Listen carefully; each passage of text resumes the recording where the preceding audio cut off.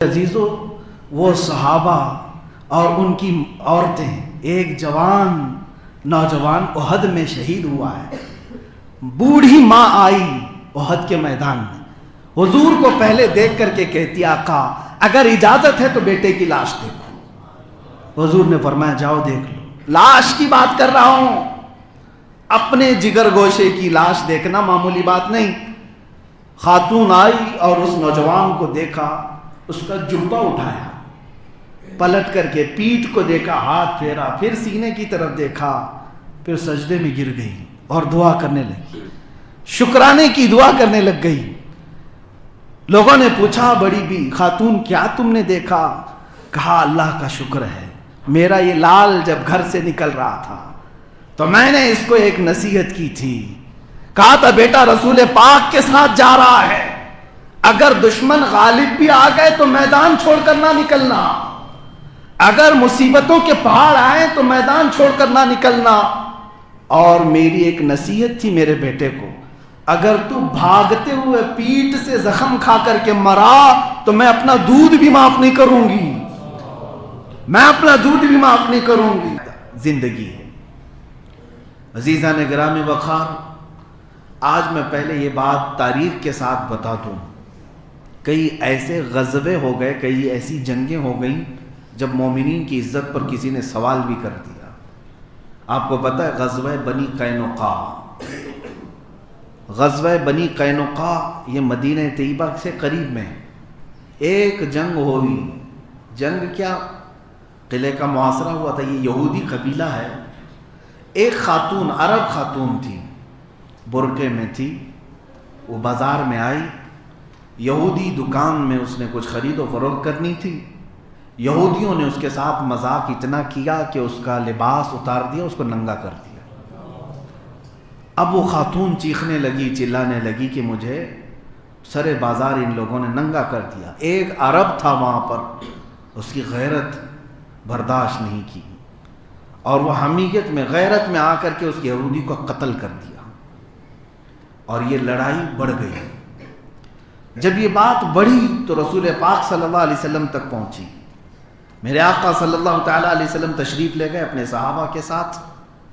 تو پھر معاملے کو سننے کے بعد آپ نے ان یہودیوں کو ہی ملامت کیا کہ تم لوگوں کے اندر ذرا برابر انسانیت نہیں ہے کہ ایک خاتون کے پردے کو تم نے چاک چاک کیا اور پھر اس کے بعد اس کو بازار میں ننگا کر دیا، تم اسی قابل تھے کہ تمہارا قتل ہو.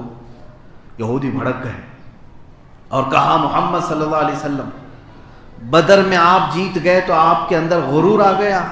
وہ مکہ والے تھے، وہ عرب تھے، بدو تھے، ہم یہودی ہیں، ہمارے ساتھ آپ لڑنے کی کوشش نہ کریں.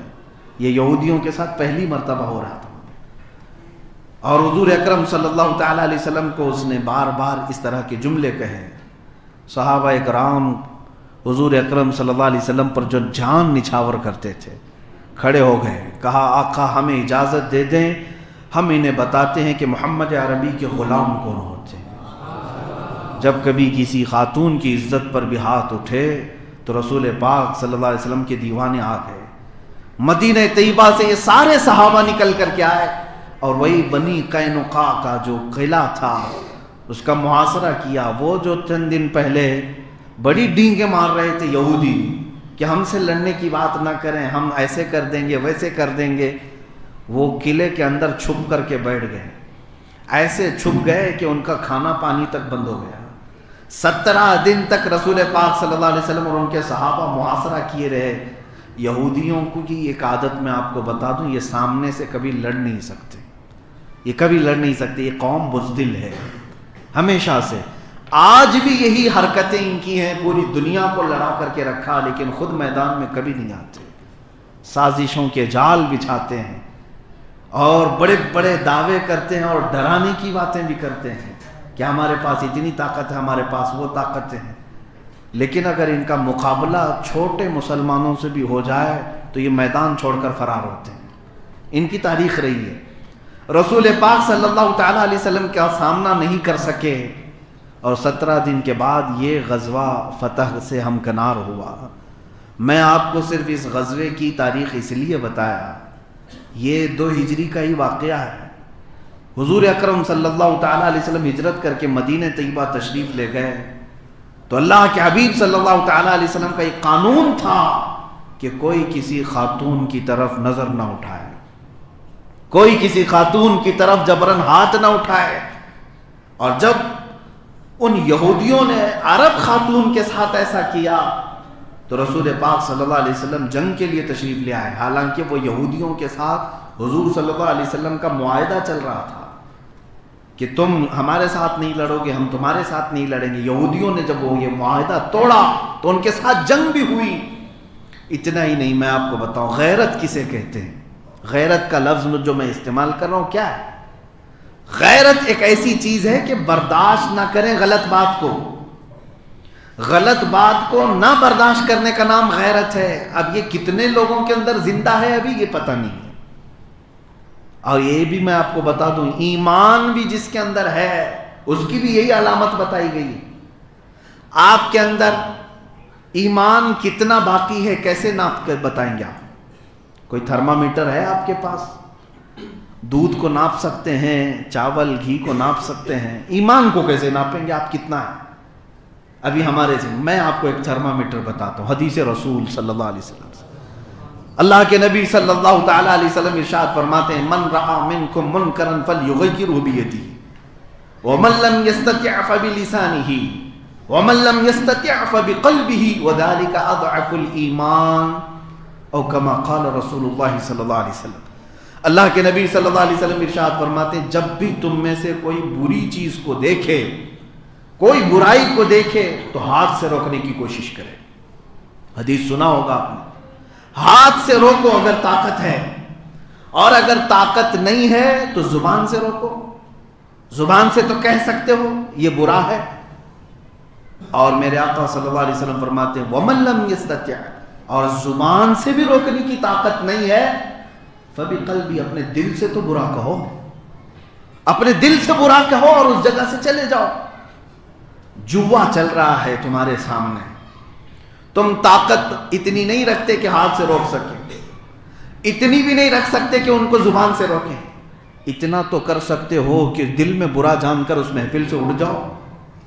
حضور اکرم صلی اللہ علیہ وسلم کا اب یہ جو فرمان عالی شان ہے، جو میں تھرمامیٹر کی بات کر رہا ہوں، وہ یہ کہ دل میں برا جان کر کے اٹھ بھی گئے تو حضور فرماتے ہیں یہ ایمان کا سب سے چھوٹا حصہ ہے، سب سے کمزور حصہ ہے. یعنی اگر تمہارا ایمان سب سے آخری حصے میں کمزور بھی باقی ہے تو تم دل سے برا جان کر کے نکل جاؤ گے، اور دل سے بھی برا نہیں جانتے تو اس کا مطلب کیا ہے؟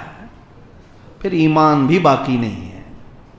ایمان بھی باقی نہیں. اس کی مثال یوں ہی ہے، لائٹ روشن ہے تو کچرا نظر آتا ہے. رات کا وقت ہے، لائٹ لگائیں گے تو کچرا نظر آئے گا. اب اس لائٹ کی مثال ایسی ہے کہ ٹیوب لائٹ ہے، یا یہ جو اب LED LCD آئے ہوئے ہیں، یا پھر جو بہت الگ الگ ہائی کوالٹی کی جو لائٹ ہیں، اس کی روشنی میں چھوٹا چھوٹا کچرا بھی نظر آتا ہے. چلیں لائٹ کم کر دیا، تھوڑی سی ہے تو بھی کچرا نظر آتا ہے. زیرو بلب لگایا تب بھی بڑا کچرا نظر آتا ہے. نظر تو آتا ہے، لیکن زیرو بلب بھی نہیں ہے تو کچھ نظر نہیں آتا. یہی مثال ہے. ایمان اعلیٰ درجے کا ہے تو جو برائیاں ہیں اسے خوب وہ دیکھتا ہے، پہچانتا ہے اور دور بھی ہٹتا ہے. اور ایمان جب کمزور ہوتا چلا جاتا ہے تو اس کی غیرت بھی مرتی چلی جاتی ہے. یہاں تک کہ اب وہ برائیوں کو برائی بھی نہیں سمجھتا، اچھا سمجھ کر کرنے لگ جاتا ہے.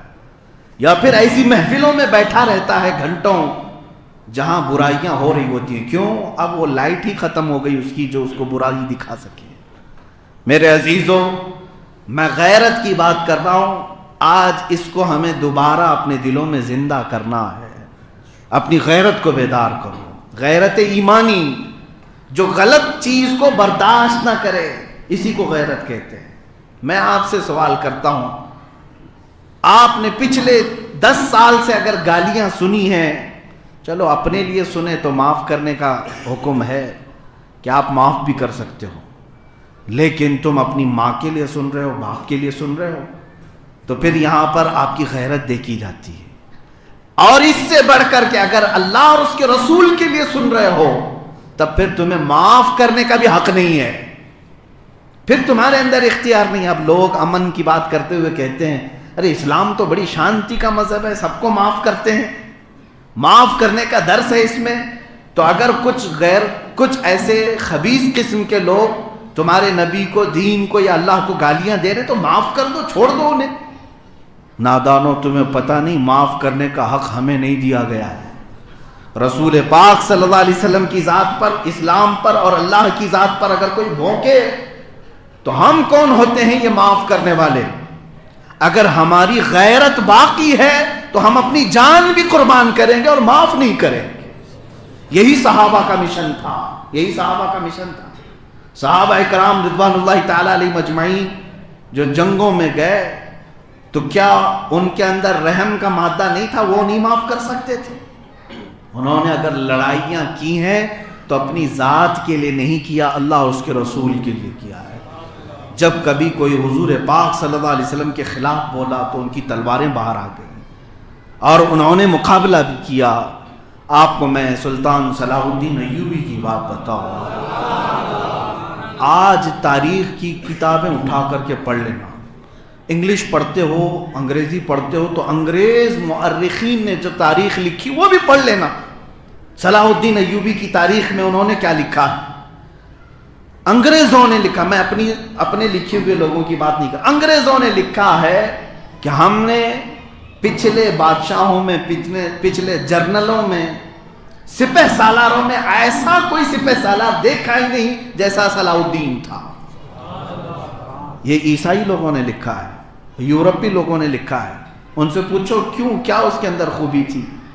وہ کہتے ہیں کہ جو اس کے ساتھ 10 سال تک جنگیں لڑتا رہا, لیکن جب قید میں آیا تو صلاح الدین نے اسے آزاد بھی کیا, چھوڑ دیا. بڑے بڑے عیسائیوں کے بادشاہوں کو اس نے چھوڑ دیا.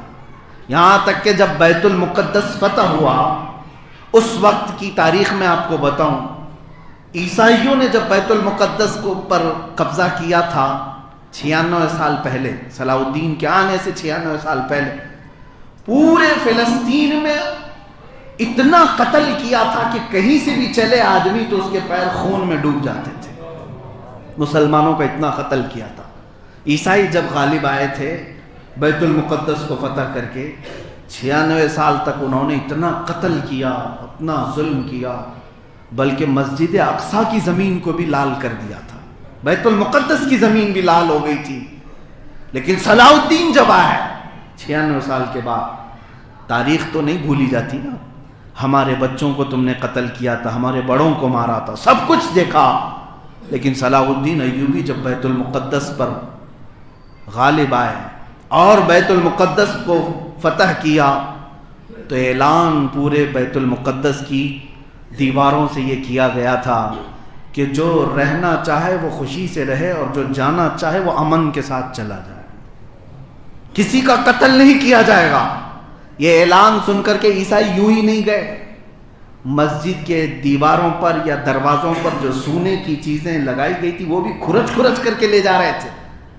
سپاہی مسلمانوں کے دیکھ رہے کہ صلاح الدین نے کہا انہیں لے جانے دو مال, انہیں لے جانے دو مال, جتنا لے جاتے ہیں.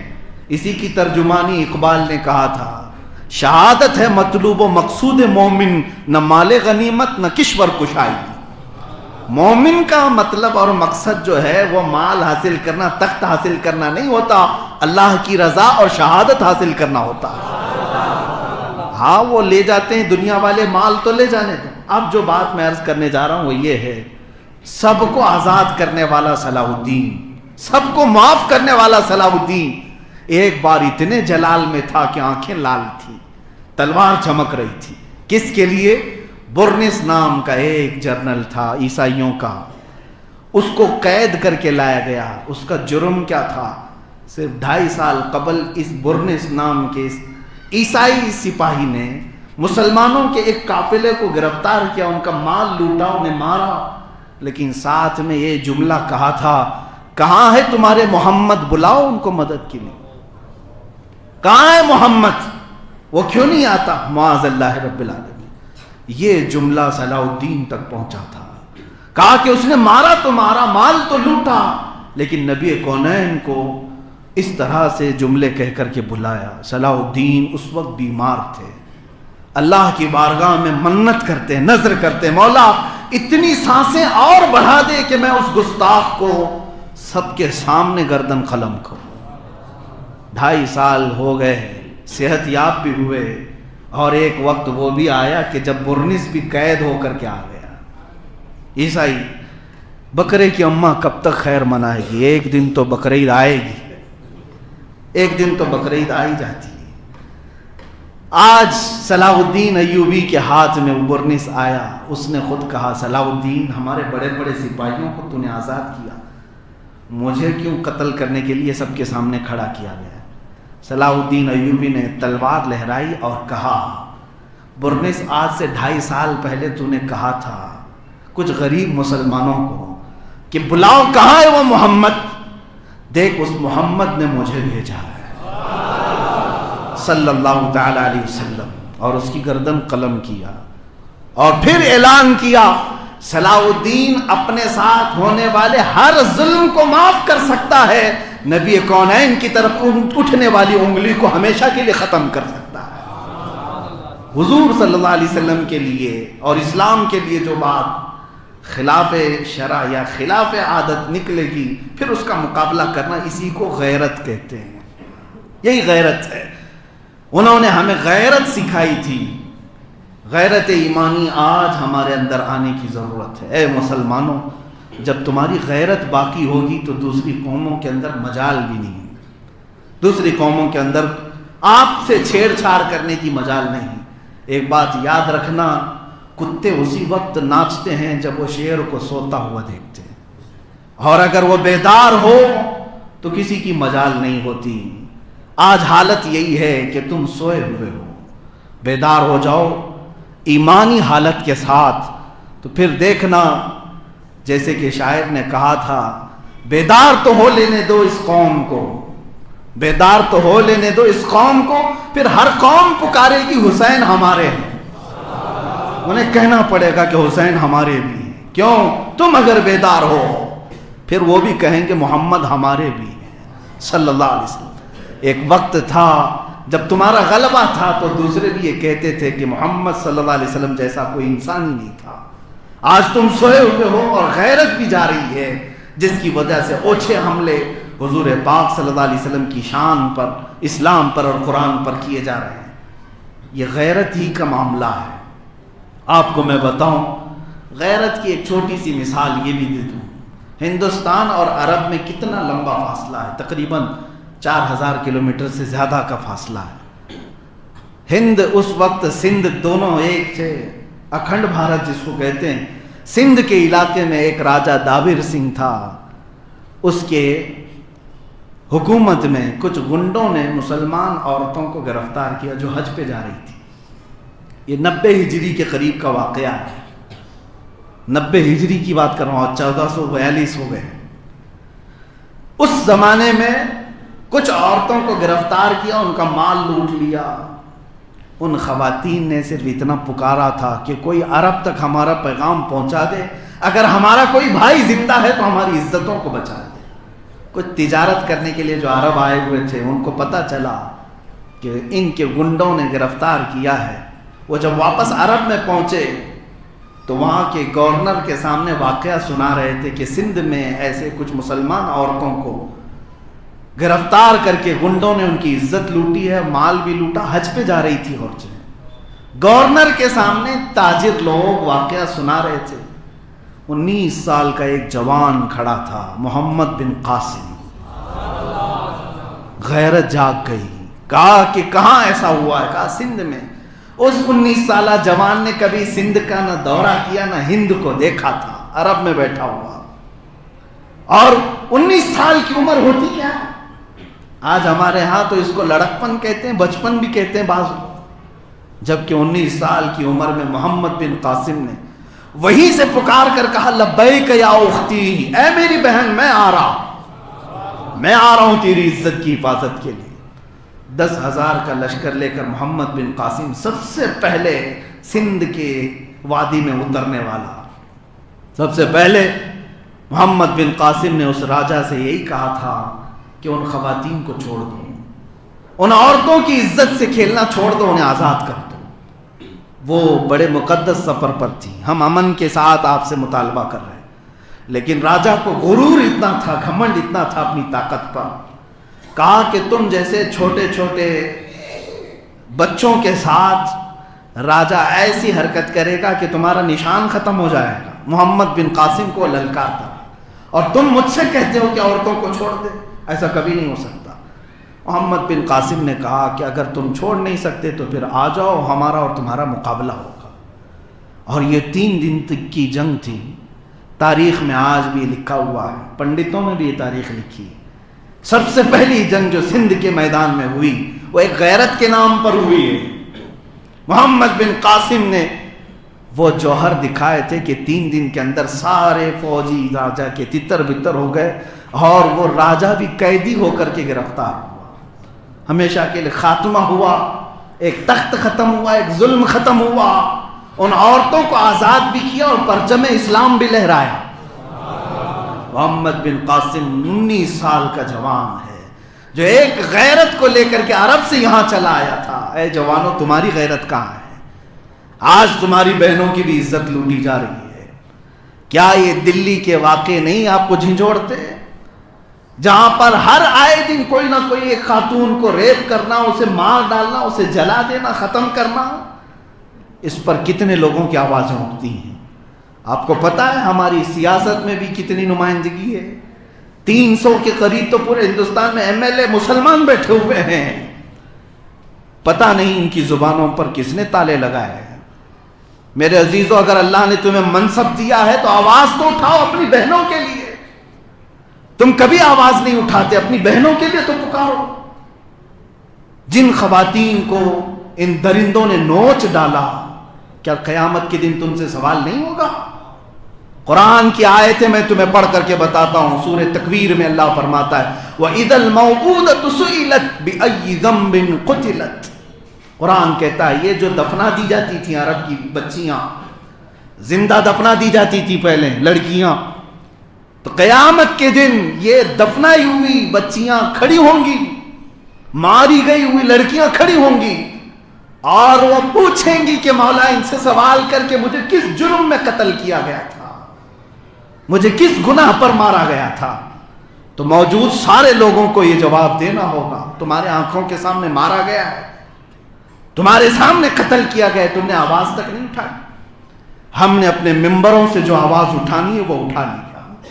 اگر ہماری آواز کو یہ ظالم روکتے ہیں تو ہم موت تک حق کی بات کہتے رہیں گے، ہم بولتے رہیں گے، چاہے ہماری آواز کو دبانے کے لیے تم پوری طاقت کا استعمال کر لو۔ اللہ سے میں ہمیشہ یہی دعا کرتا ہوں کہ مولا اس سے پہلے موت دے دینا جب ہماری غیرت مرنے والی ہے۔ غیرت جب تک زندہ ہے ہم بولتے رہیں گے، چاہے چھوٹے مجمع میں چاہے بڑے مجمع میں۔ میں آپ کو بھی بیدار کرنے کے لیے آیا ہوں۔ اللہ کے نبی صلی اللہ علیہ وسلم کی ایک حدیث ہے، ارشاد فرماتے ہیں کہ تمہارے دلوں میں اللہ تعالیٰ وہن ڈال دے گا قیامت کے قریب۔ تو صحابہ نے پوچھا کہ وہن کیا چیز ہے؟ حضور صلی اللہ علیہ وسلم نے جب یہ فرمایا تو اس کی تشریح سنو حدیث میں کہ اللہ کافروں کا خوف تمہارے دل پر ڈال دے گا، ان کا رعب ڈال دے گا تمہارے دلوں میں، ڈرتے مرتے رہو گے۔ اور یہ ڈر ہی تو دیکھ رہے ہیں لوگ، کچھ ٹوپیاں چھپا رہے ہیں، کچھ داڑیاں چلا رہے ہیں، ڈر کے مارے ہی تو کہ کہیں مجھے آتنکوادی نہ کہہ دیں۔ ان کے کہنے سے تم سرٹیفائیڈ آتنکواد ہو جاؤ گے، ان کے لیے تم جی رہے ہو۔ میں ہمیشہ یہ کہتا ہوں کہ 1000 یہ ہمارے لیے بھونکے آتنکوادی دہشت گردی، ہم نہ ان کا کھا رہے ہیں اور نہ ان کے لیے جی رہے ہیں، ہم اپنے خدا کا کھا رہے ہیں اور اس کے لیے جی رہے ہیں۔ جب رب تعالیٰ کی بارگاہ میں ہمارا دل صاف ہے تو دنیا کو بھونکنے دو، تم اپنے رب کے لیے سچے مومن بندے تو بن جاؤ۔ کافروں کا رعب تمہارے دل پر ڈال دیا جائے گا۔ تو حضور سے پوچھا صحابہ نے ایسا کیوں ہوگا میرے آقا؟ ان کا خوف ہمارے دلوں پر ڈال دیا جائے گا، ایسا کیوں ہوگا؟ رسول کریم صلی اللہ علیہ وسلم ارشاد فرماتے ہیں جب 2 چیزیں تمہارے دل میں آ جائیں، جب دو چیزیں تمہارے دل میں آ جائیں تو سمجھ لینا کہ اللہ دشمنوں کا خوف تمہارے دل پہ ڈال رکھے گا، ان کو تمہارے سروں پہ مسلط رکھے گا۔ وہ دو چیزیں کیا ہیں؟ میرے آقا صلی اللہ علیہ وسلم ارشاد فرماتے ہیں حب الدنیا و کراہیت الموت، جب تم دنیا سے بے پناہ محبت کرنے لگ جاؤ اور موت سے ڈرنے لگ جاؤ، یہ دو چیزیں تمہارے اندر اگر آئی تو سمجھ لینا کہ دشمنوں کا خوف تمہارے اوپر مسلط ہوگا۔ آج یہ دو چیزیں دیکھنے کو مل رہی ہیں، سب کو اپنی دنیا سے اتنا پیار ہے، اتنی محبت ہے، ہر کوئی ڈرا ہوا ہے۔ کوئی معاملہ ہو تو باپ اپنے بچے کو اندر چھپا کر کے رکھ لے، بیٹا کائے کو باہر جائے گا، تیری زندگی خراب ہو جائے گی۔ ہوتا ہے ہونے دو، یہ سب سیاست ہے، یہ پالیٹکس ہے، یہی کہہ کر کے نوجوانوں کو بزدل بنا دیا، مار ڈالا ان کی غیرت کو۔ کئی مائیں ایسی ہیں، کئی بیویاں ایسی ہیں، کئی بہنیں ایسی ہیں جو نوجوانوں کے ہاتھوں اور پیروں کی بیڑیاں بن جاتی ہیں اور غیرت ان کی مار ڈالتی۔ اگر عورتیں کسی نوجوان کو حق بات کہنے سے روکتی ہیں تو ایک دن کا انتظار کرو، جب تمہاری عزتوں پر کوئی حملہ کرے گا تب بھی یہ جوان کچھ نہیں کہے گا، کچھ نہیں کہے گا۔ تم نے اللہ اور اس کے رسول کے لیے کہنے سے انہیں روک رکھا ہے۔ آج یہی تو معاملات ہے، ڈر اور خوف، ڈر اور خوف نوجوانوں کے دلوں میں گھر کرتا جا رہا ہے۔ کہیں کسی جگہ پر میدان میں بلایا گیا، 25 لوگ 40 لوگ حاضر ہوئے اور وہ بھی دور سے سیلفی لیتے ہوئے اور کیمرہ کھینچتے ہوئے کہ دیکھتے ہیں ان کے ساتھ کیا ہوگا۔ ہاں مولانا مفتی صاحب میدان میں اترے، بلائیں، چلو دیکھتے ہیں، شانہ بشانہ نہیں، دور کھڑے ہو کر کے ویڈیو تو لے لیں، کیا ہوتا ہے دیکھیں گے۔ یہ حالات ہیں، یہ غیرت ہے۔ غیرت یہ نہیں ہے میرے عزیزو، غیرت تو بدر کے وہ نوجوانوں کے اندر تھی جو 13 سال اور 15 سال کی عمر میں بھی میدان میں آ گئے، 13 سال اور 15 سال کی عمر میں بھی آ گئے۔ معاذ اور معوذ رضی اللہ تعالیٰ عنہ میدان میں آئے، بچے تھے، اور ایک صحابی کو پکڑ کر پوچھتے ہیں چچا جان ابو جہل کس کا نام ہے؟ وہ جانتے بھی نہیں تھے۔ صحابی نے پوچھا تم کیا کرو گے اس کا؟ بچوں نے کہا سنا ہے رسول پاک کو گالیاں دیتا ہے، سنا ہے وہ حضور پاک کو گالیاں دیتا ہے، ہم سے برداشت نہیں ہوگا۔ وہ ہنسنے لگ گئے، کہا تم چھوٹے بچے ہو، وہ سردار قریش ہے، وہ سردار قریش پہلوان ہے۔ بات ہو رہی تھی کہ اچانک ابو جہل سامنے سے گزر رہا تھا اور صحابی نے بتایا یہی ہے۔ بچوں کی غیرت کو تو دیکھیں، غیرت ایمانی کو دیکھیں، جھپٹ پڑے دونوں بچے اور اس پہلوان کو، سردار کو گرایا بھی اور ذبح بھی کر دیا۔ تاریخ میں یہ لکھا جائے گا، لکھا گیا ہے کہ اوروں نے اگر کافروں کو مارا تو بچوں نے تو کفر کو مارا۔ عزیزان گرامی، یہ غیرت ہوتی ہے۔ غیرت جب کسی کی زندہ ہو تو غلط چیز کو کبھی برداشت کر ہی نہیں سکتا۔ ہاں کیا ان بچوں کو چھوڑ دیا کافروں نے؟ بلکہ ایک بچے کے مونڈھے پر تلوار مار دی، ہاتھ لٹک کر کے گر گیا، پھر بھی اس بچے نے ذرا برابر خوف نہیں کھایا۔ میدان چھوڑ کر بھاگنے والوں کا نام غلام محمد ہو ہی نہیں سکتا۔ رسول پاک صلی اللہ علیہ وسلم کے لیے جان کا اور اپنے خون کا آخری قطرہ پیش کرنے والا، اس کا حقیقی نام غلام مصطفیٰ ہوتا ہے۔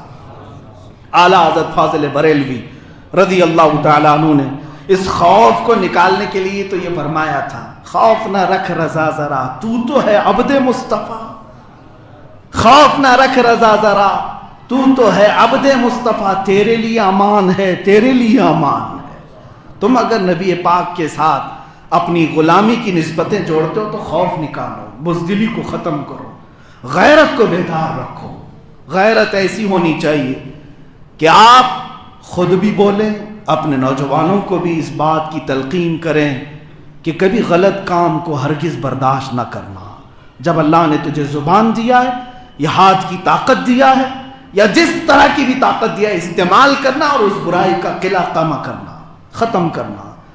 ہمیں آج حالات ایسے بھی ملے، میں اکثر جگہ پر دیکھتا ہوں، میں اپنے تجربے کی بات بتا رہا ہوں، کوئی بھی اس کو موجودہ حالات پر نہ لے آئے، اس لیے کہ سوشل میڈیا کا زمانہ ایسا کہ یہاں پر ہم کھانسیں بھی تو پتہ نہیں کیا کیا لگا کر کے بیان کر دیا جاتا ہے۔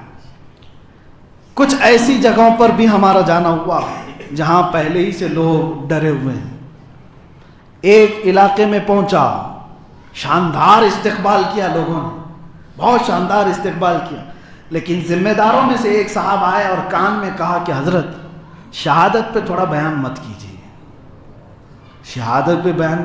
میں نے کہا کہ آپ کی تمنا نہیں ہے شہادت کی؟